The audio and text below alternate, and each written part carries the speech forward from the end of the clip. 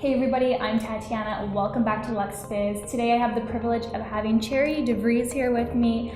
She is an Amazon success story. She is a mompreneur and speaker here at SellerCon in Orlando 2018. Charity, thank you so much for being here. Sure, thanks for having me. Yeah, so maybe we can just start off by sharing your story. I know that you're a mom of two. You started about 2.5 years ago. Maybe you can take us back to that moment when you first got into learning about selling on Amazon, how you discovered it, and what made you take that leap? Yeah. So when I first kind of heard about selling on Amazon, it was my husband that kind of brought the idea up into the forefront. And we've had some other friends that we've known that have sold products on Amazon, and I just really didn't even understand what I didn't even understand the concept. Like, what are you selling? Like, how does that work? And so I didn't, words like private label or any of that were completely foreign concepts, and I had no clue or no understanding of how all of that even worked. And so it was with a lot of fear and trepidation that we even kind of jumped into this business. And in fact, my husband, for probably a year prior to us even starting, would, every time we get in the car, he'd have on a podcast about selling on Amazon or something like that. And so, it was really kind of a long process for me to finally jump on board and to be like, okay, let's go ahead and let's do this. But once that we got started and I started seeing the possibilities, I started seeing other success stories of what people were able to do, I just knew that this was going to be a great way for me to be able to contribute, but also do what I really wanted to do, and being a mom and being involved in our community and things like that. Right. So what were you doing before Amazon? Were you a full-time mom, or did you have your own job? So I was a full-time mom, but I also just kind of tried to do things here and there that I could do from home. Mm-hmm. I helped some businesses just with some social media content, because that was something I could do from home that was really easy. The worst thing that I ever did was getting involved in a laundry business where I would pick up laundry from people that wanted somebody else to do their laundry and then do their laundry and then return it to them a few days later. So I was doing lots and lots of laundry in addition to our own family's laundry.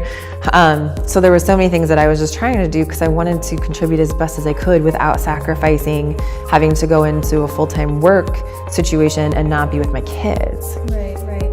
So, a lot of people find that when they start their Amazon businesses, it's just hard to juggle, time management, and especially if you have children, you want to be there when you have free time, you want to spend it with them. So how did you manage all that? Yeah, so I got up early in the mornings a lot, and I stayed up late at night a lot.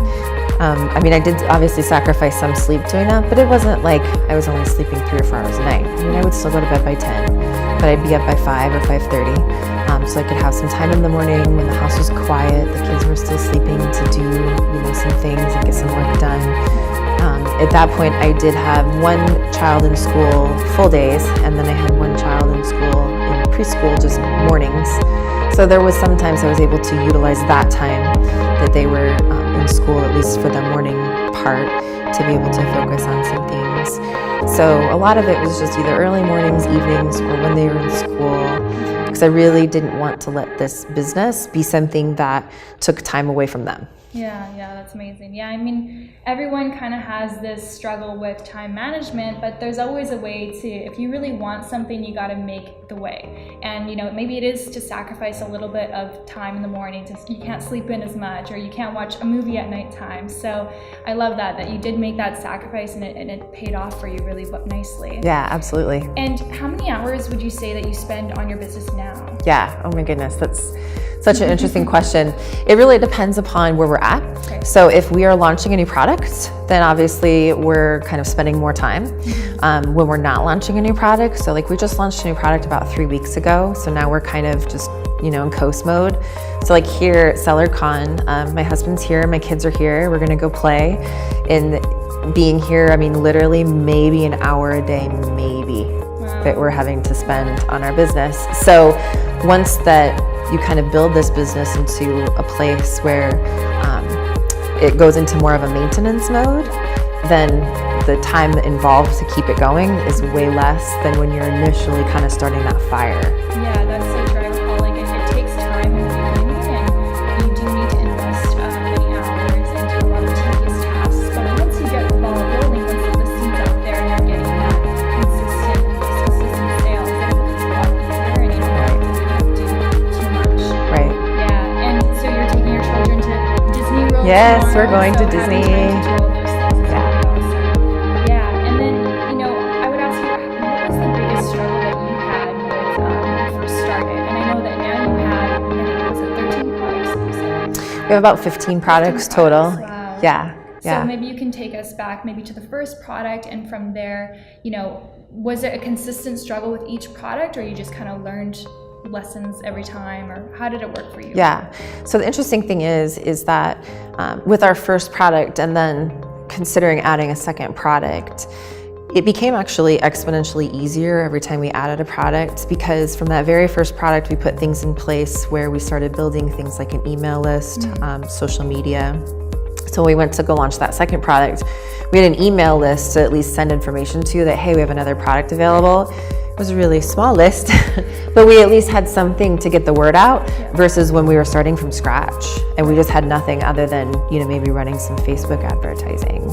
So as we've built each product now, when we launch, it's like the time involved is so much less than what it was when we very first started, because we're able to send out emails. Our email list now is so large, we can't actually send to it all at once, or else we would kind of get too many sales at once, which doesn't, it is a good problem to have. And so, you want those consistent sales over time. And so we have to just send it out in segments where we, send the list to the first group and then the next, and then we segment it about 5 times to be able to get the consistent sales that we want over that time period. So it's gotten exponentially easier every time we've added products.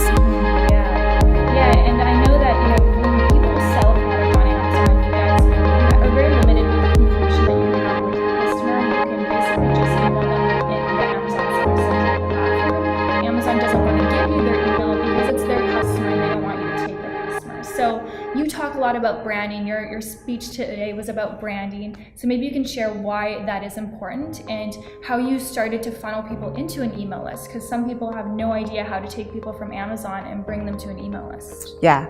So one of the strategies that we've used to build our email list is just with having a product insert, encouraging people to register their product. We actually give people a lifetime warranty on their product if they register it with us. So for us, it would be much better to even have to replace that product at no cost to the customer, to be able to get that email list and bring that customer over to make that customer truly our customer. And so that's one way that we've kind of built our email list. And then the importance of really just building a brand and having these brand assets of having an email list is I like to use the analogy of it's like putting a coat on your business, because we all go through seasons and our business goes through seasons. And so sometimes it's going to be winter and it's going to be a little chilly and the sales are going to be slow. And so when you have things like a social media following that you can give information to, and you have an email list that you can present your product to be able to get those sales in and to be able to get that extra revenue during those down times, it's like just having that insulating coat around your business. Yeah. So do you sell primarily on Amazon, but also on your website? Yeah, so we sell on 4 different platforms total. So we sell on Amazon, we sell on eBay, we sell on Etsy, and then we sell on our own website as well. Wow, that's amazing. Yeah, so you're really diversified. So you're not putting all your eggs in one basket. For some reason your Amazon listing got shut down, you're not dependent on that income. Right, we have other sources. Amazon's still the lion's share of our business, obviously, because it's Amazon. But we do have other options, we have other sources, not just Amazon. Right. So at what point did you know that, okay, it's time to move on to a different platform? Was it a certain number? That's a great question, and that's a question that we kind of answer for a lot of people because it's a very common question. So what we tell people is consider moving off of Amazon once that you are selling very well on Amazon. And how do we define very well? What that really means is you're on page 1 for the keywords that you really need to be ranking for. And when you're in that position and you've been able to maintain that rank, you're not bouncing back and forth, or one day you're on page 1, then one day you're on page 3. But once that you're like in that place where you want to be and it's very, very consistent, then it's time to look at expanding. Right. And then you said you have 15 products. Are they all within the same niche? They are within the same niche. They are under the same brand umbrella. So because of that, again, we're catering to the same customer base. And so that's what's really good being able to help us is every time we come out with a new product, we know it's a product that our tribe's gonna love because it's in that particular niche. And so we also built a reputation for quality. So when our tribe knows, hey, they have a new product, they know it's something they're gonna love, it's something that's gonna be quality and not just another widget. And then when you're picking your products, are you just following the ASM criteria, or what are your key attributes for a product? Yeah. So when we first did, yes, we followed the ASM criteria because we just wanted to really be in that safe zone, right? As we started adding products, we went outside of that a little bit because we knew that we have an email list, we have social media, like we have other ways to market this than just what is on Amazon.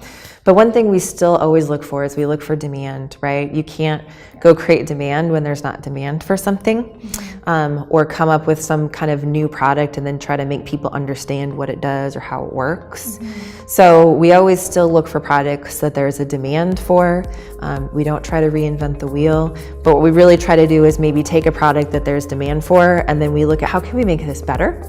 And then we work with our suppliers to make modifications to where then ours really is the one to have. Right, yeah, that's awesome. I did the same thing actually with my product. I first found it because it was something that was essential, it was something I was using. I private labeled it, and every month I started kind of making improvements, and now it's very unique and specialized and all that. Yeah. So do you have any advice for any kind of new Amazon sellers, anyone who's just starting out, any pieces of advice for them? Yeah, so basically I guess what I would really say is to just keep moving forward, to take action every day. You are going to run into situations that are discouraging. I mean, I remember the very first 1-star review we received, it was hard to not just like take that personal and be like, my life is over. But to not let those things that would feel discouraging actually be discouraging to where it knocks you down. But to just keep moving forward. Product selection, so many times I see people get so stuck there, and I'm like, just keep moving forward. Just, pick something, and as long as it fits the criteria, move forward with that thing. So just don't get stuck. Yeah, that's great advice. I guess my last question for you is just, maybe you can share with everyone, how did, taking ASM, the course, or maybe just selling online in general and being an entrepreneur, how did that change your life? And how's your life different than 2.5 years ago? Wow, that's amazing. I mean, just when I look back and I think about, like, my life's completely different. I mean, obviously I'm not doing laundry for other people. Yeah, you're a speaker here at this event. Yeah, and so I was on stage today speaking. Yeah. My husband and I shared the stage yesterday to be on a panel talking about just partnerships and how do you operate your business in a partnership situation. One of our biggest goals that we had when we kind of even just first started this business is we wanted to buy a motorhome because we wanted to be able to travel in the summers with our kids, because being an entrepreneur meant location freedom, right, as well as time freedom. And you can get an internet connection anywhere. So that was one of the things we wanted to do, was be able to make memories with our kids while they're still young and before that they turn into teenagers and mom and dad aren't cool anymore. And so we were able to make that happen, and last summer we did a little bit of traveling. We bought our motorhome midsummer, and so this summer we'll be pretty much just gone all summer long, but we'll be able to still work. But the time freedom and the location freedom was something that we would have never had, and that we didn't have when we started 2.5 years ago. So it gave you the ability to create memories and spend quality time with family. Yeah, absolutely. Katie, thank you so much. I really appreciate you being here. Yes. You've added tremendous value to our audience today. And thank you guys for watching. And if you have any questions, feel free to comment down below and we will get back to you. Awesome. Cool. Yeah, thank you. Thank you. It's good for people to hear that. Hey guys, thanks so much for watching. And if you want to get started with your Amazon FBA business today, then I'm going to send you some free video training, just so you get a better understanding of how this whole process works, more of a step-by-step, in-depth guide, so that you can also enjoy this abundant internet lifestyle. So to gain access, all you got to do is go to luxhelp.com/onlinebiz, enter your name and your email address, and